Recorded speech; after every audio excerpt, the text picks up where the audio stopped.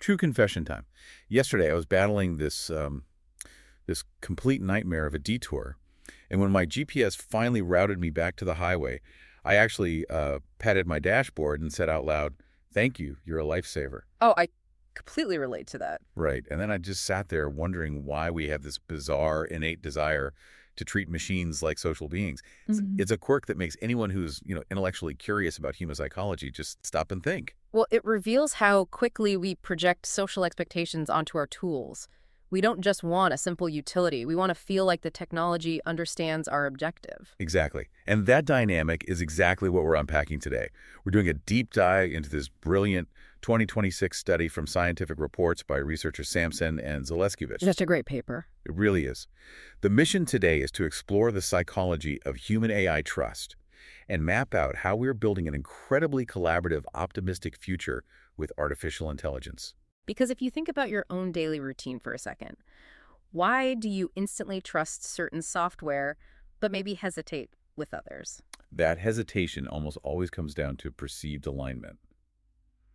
Are we simply using a tool, or are we actually partnering with an agent? Yeah, and figuring out how to build systems that people want to partner with is a massive practical hurdle for developers right now. Which is where a company like Embersilk comes in.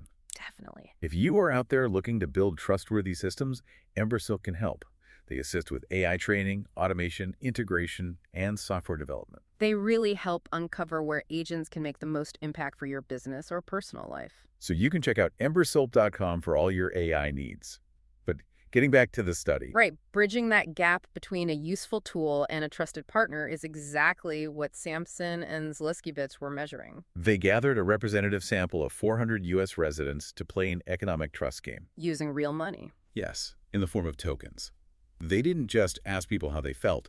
They made participants put those tokens on the line, partnering with either a human or an AI. Which is so crucial here. Because true trust requires vulnerability.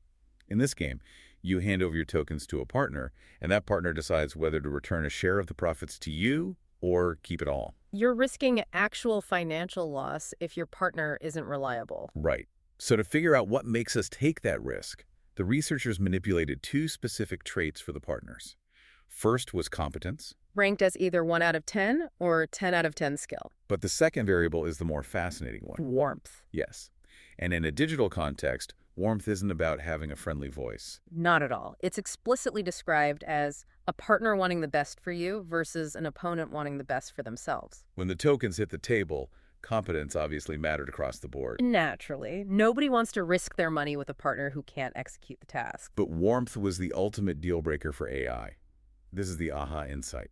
It really is. The low-warmth AI was the least trusted entity in the entire experiment.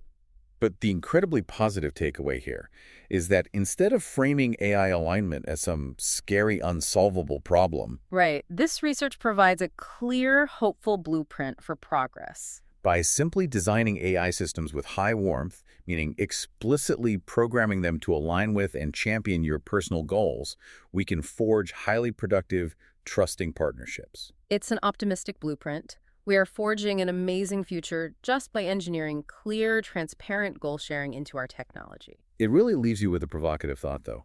What if the most revolutionary tech breakthroughs of the future won't be defined by raw computing power, but by our ability to engineer radical cooperation and goal sharing into our digital partners? That is a wonderful thought to end on. If you enjoyed this podcast, please subscribe to the show. Hey, leave us a 5-star review if you can. It really does help get the word out. Thanks for tuning in.